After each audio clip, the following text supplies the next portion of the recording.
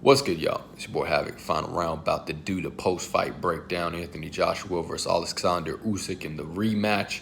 Now, I'm going to do two more videos this week. One's going to be the preview with Fury versus Usyk for Undisputed. I believe this fight is going to happen. I do not believe the Gypsy Barbarian has retired. And then I'm going to do a video about the AJ meltdown. Okay, but for right now, I want to focus more so on the tactics of the fight and what happened. Now, as critical as we can be towards AJ and critical towards the game plan, because ultimately it seemed he kind of resorted back to what he did in the first fight.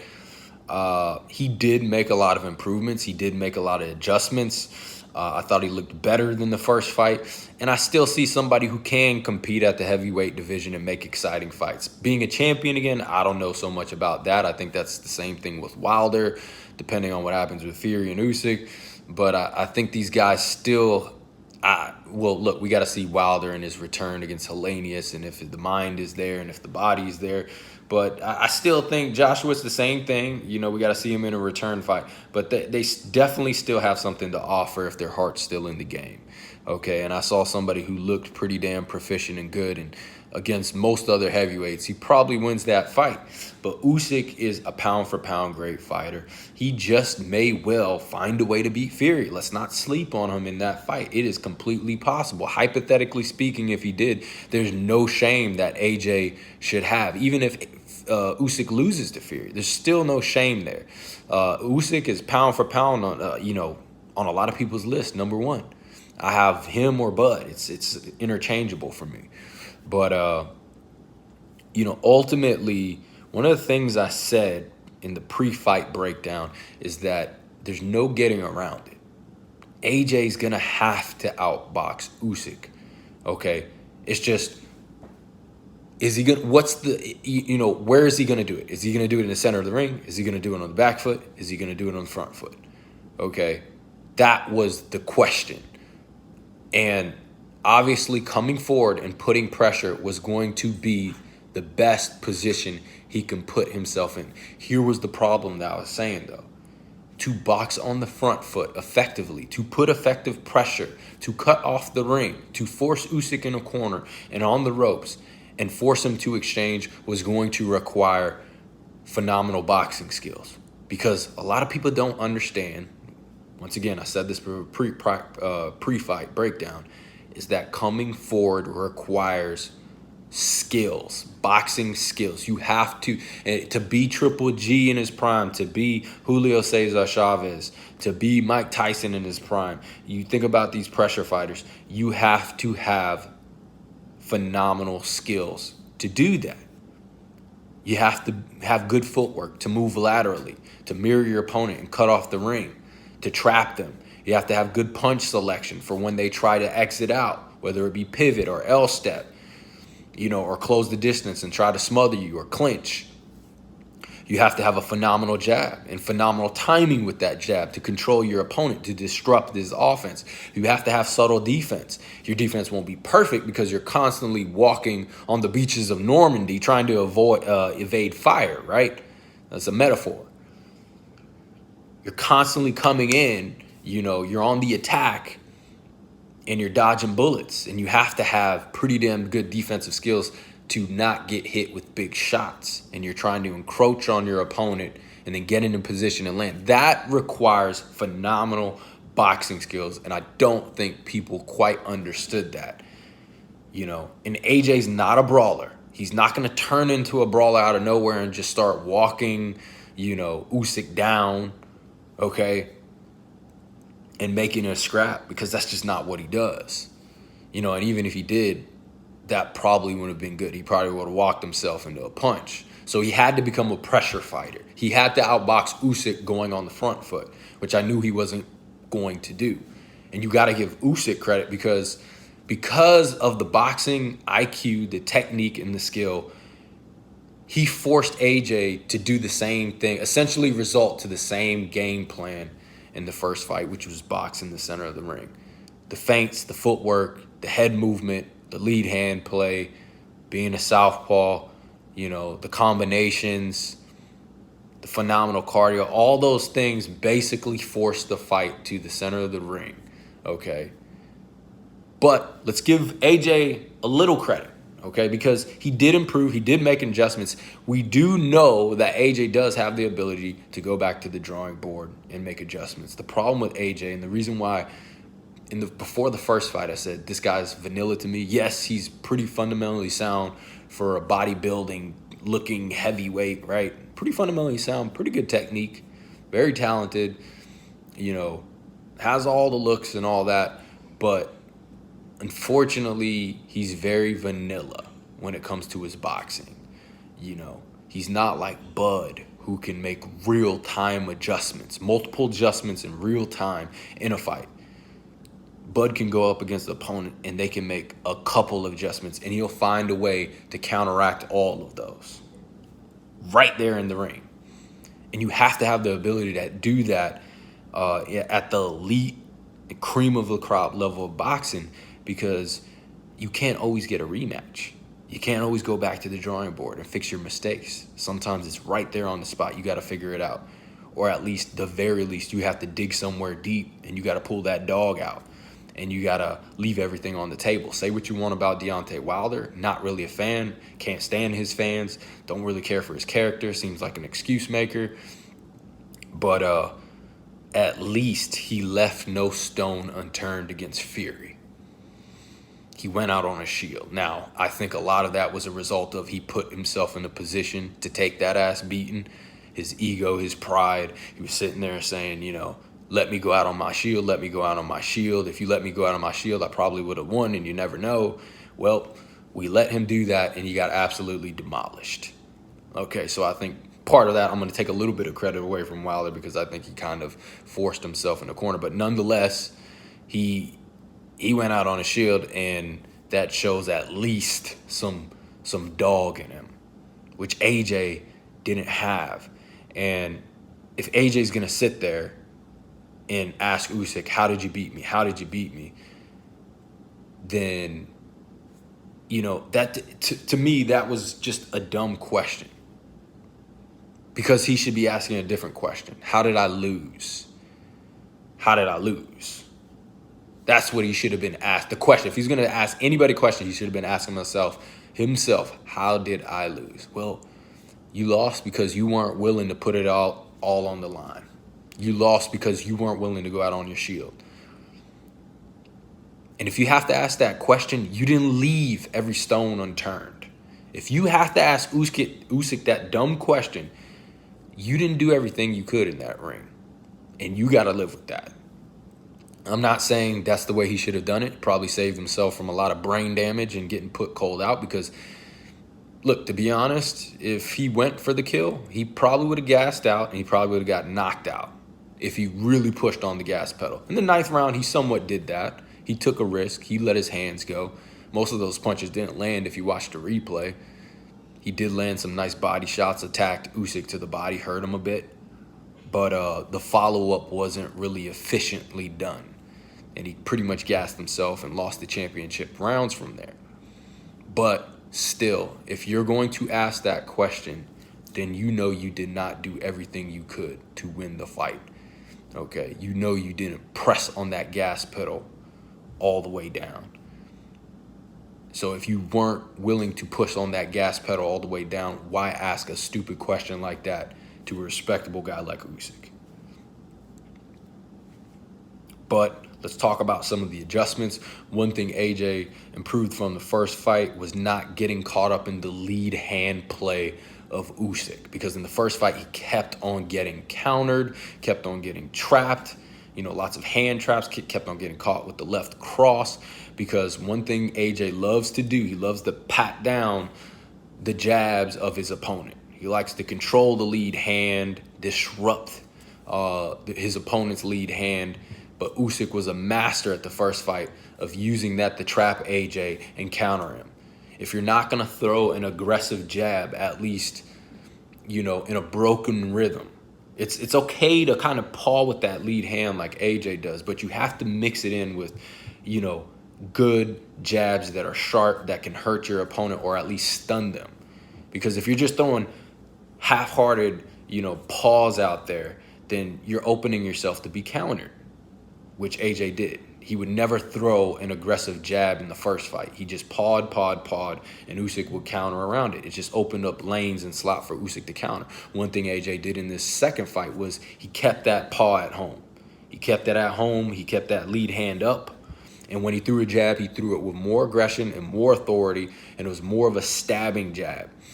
And it forced Usyk to kind of create his offense a little more than in the second fight, where he could sit back and counter a little bit more or wait for a counter. And that was good. It made Usyk a little bit uncomfortable.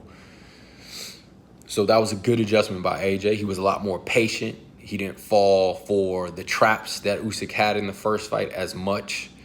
Another thing AJ did well is, I mentioned this in the pre-fight, he pivoted to the inside like Teofimo Lopez, and there was a few moments where he would frame Usyk and turn with him when Usyk was trying to turn the corner to the outside, and he threw the uppercut to the body, which was pretty good. But ultimately, once again, this is why Usyk, you don't try to outbox him in the center of the ring, or you don't play him at that game where you're going to try to outthink him, because Usyk made an adjustment where he would step back out of range when he would turn the corner, so he couldn't get hit with any shots by Anthony Joshua.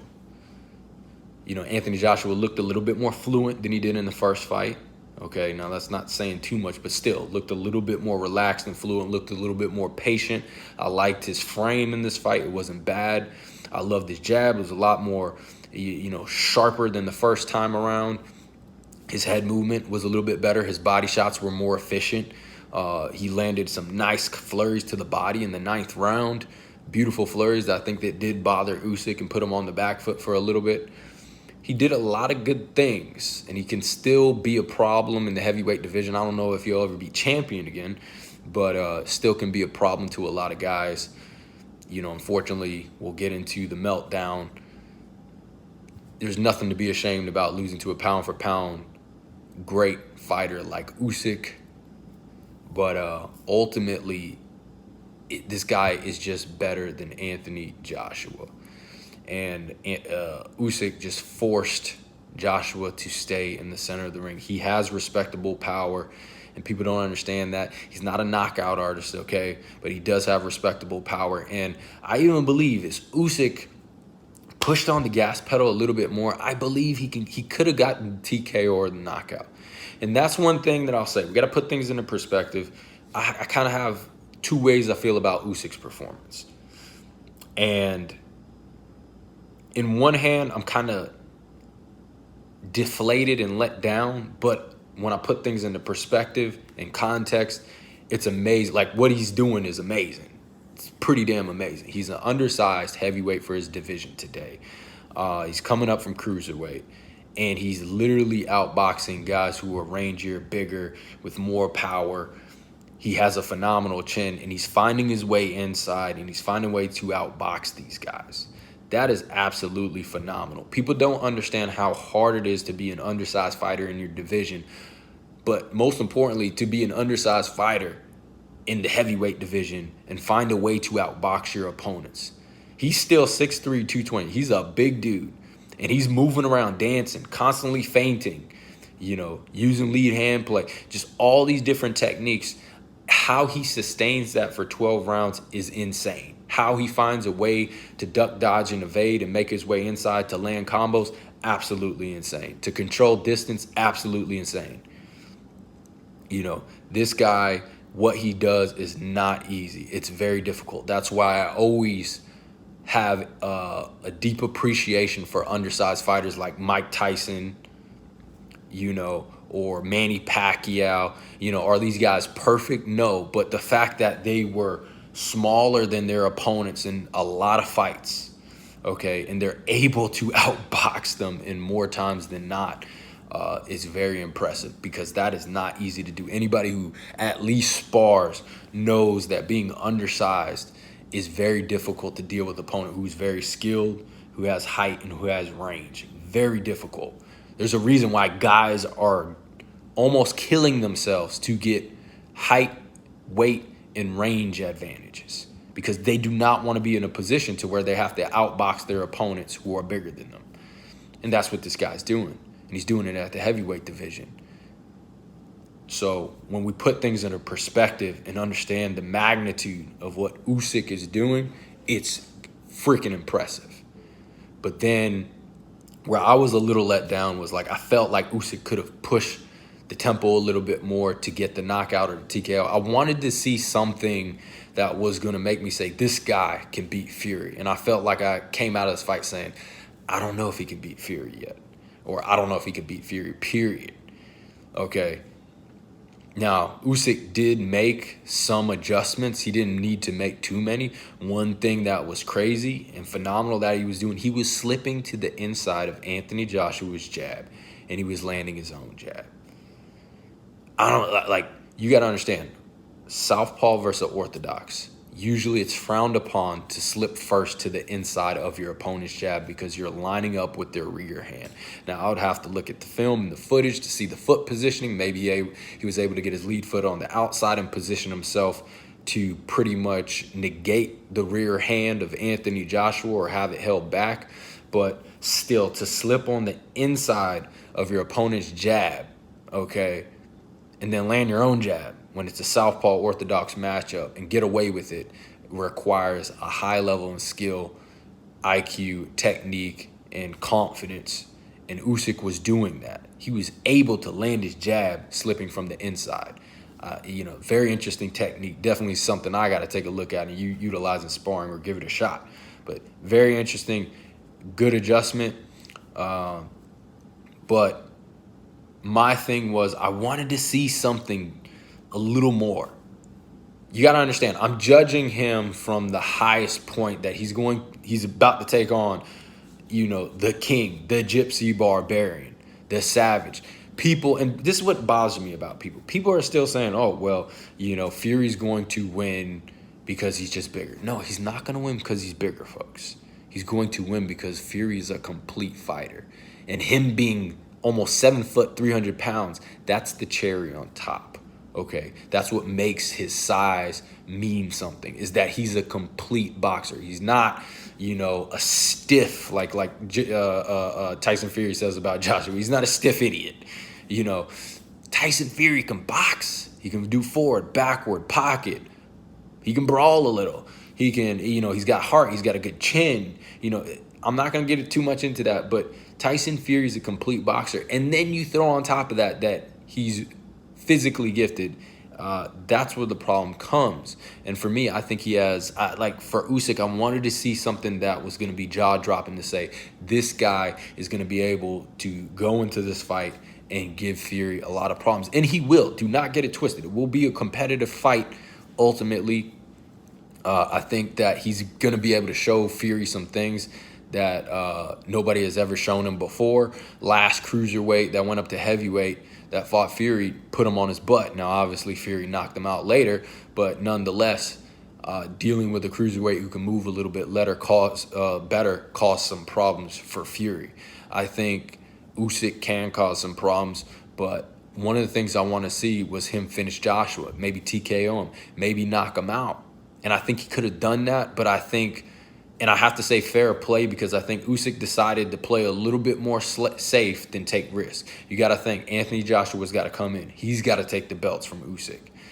And you got to think, we can sit there and talk all the junk in the world about Anthony Joshua. He still retains his power in the later rounds, as gassed as he can be. You don't believe me? Go watch the 11th round against Klitschko where he knocks Klitschko out. So Usyk probably understood, look, can I go for the TKO here? Can I go for a knockout? Yeah, but you got to understand that I'm taking a huge risk. This is a heavyweight division. All it takes is one punch. Joshua is still dangerous. If Joshua hits me, with something, all he has to do is knock me down. I don't even have to go out cold, but if he gets that knockdown, I lose this fight. It doesn't matter if I get back up. And then it puts me in a bad position to where I really have to force the action. And how do you do that when you just get knocked down by a heavyweight and then come back and knock him down? There was no reason for him to put himself in that position, especially when he's about to go on to undisputed and face Tyson Fury. So for me personally, I understand the risk reward. I understand why he probably didn't step on that gas pedal. He probably understood that it was a little bit too risky. He played it safe there. But for me as a fan, and for me as somebody comparing him to the Gypsy King, the freaking Savage, the Gypsy Barbarian, who's a complete boxer, I wanted to see something from Usyk that was going to make me say, this dude will beat Tyson Fury. And I don't think I quite saw that. But once again, you put things into perspective and understand what Usyk's doing in there. And to maintain for 12 rounds, to execute that, it's scary good. But that's what I think about the fight. That was some of the tactics involved. We're going to get a little bit deeper in these things. Obviously, Usyk said, if I don't get Fury, I'm retiring. There's been a lot of criticism by the Wilder fans. The Wilder fans are back, folks. So get ready. Buckle up. The cult is back. I was excited for Wilder to come back, but then now I'm reminded about his crazy fans and his, Wilder's talking a little crazy himself. So, we're going to have to deal with this. But a lot of people are criticizing Usyk for saying that it's either the Fury or I'm out, as if he's obligated to fight Deontay Wilder. The dude has accomplished so much. If he decides to retire, that's no big deal. If he decides to take on Fury, then retire, and say hypothetically he wins, I don't know why that bothers people. He has every right to do that. He is not obligated to continue to fight. Where was this energy when Floyd Mayweather wasn't cleaning out his division on the back end of his career? Where was this? Because I wanted to see Floyd against Spence. I wanted to see Floyd against, Bud Crawford. There was lots of fights I wanted to see Floyd in, but ultimately he decided to take, he didn't decide to take the best fights at that time. He was going to take his retirement plan and go out. But you're complaining about Usyk and talking as if he's ducking action, and that's just not true. As if he's ducking Wilder. This is why these Wilder fans are crazy, man. I just don't get their logic. He's about to take on the best heavyweight. Okay, he went up from cruiserweight to heavyweight, took on Anthony Joshua. Okay, and he beat him twice. Took the rematch clause. Went against Chisora. Maybe possibly could be one of the toughest fights in the heavyweight divisions he's had. And now he's going to take on a 7-foot, 300-pound monster, essentially, who can do everything in the ring, who's a complete boxer. So you Wilder fans, chill. I don't get you. You don't make sense. Saying that Usyk would be ducking or saying his legacy is tarnished or he's not chasing greatness. Well, that's nice. You come up from you become undisputed cruiserweight champion and then go up to heavyweight and then become undisputed. And then you can come talk to me about if Usyk's ducking or not because he didn't face Deontay Wilder. Y'all Deontay Wilder fans, you need to hush. You need to stop. Okay, I know you love your fighter, but chill out. Stop being biased. Stop being so emotional. Okay, cut the race out of it. This dude, Alexander Usyk, is chasing greatness. And if you don't see that, you're absolutely blind. But until another one, it's your boy Havoc. We'll find a round. I'm going to do the AJ meltdown. Talk about that a little bit. And then we're going to do the Fury versus Usyk for undisputed preview. Comment down below, like the video, subscribe. If there's any boxing matchups you want me to do a breakdown of, put them in the chat below or the comment section below. Cheers to my subscribers, and cheers if you're joining the fam. Let's keep building this thing. It's going to take a while, but we'll get it going. There's great things in the making, great things I hope to contribute to this sport in many different ways, and if we can build our base, then I know you can help me achieve those things together and we can make the sport better. Peace.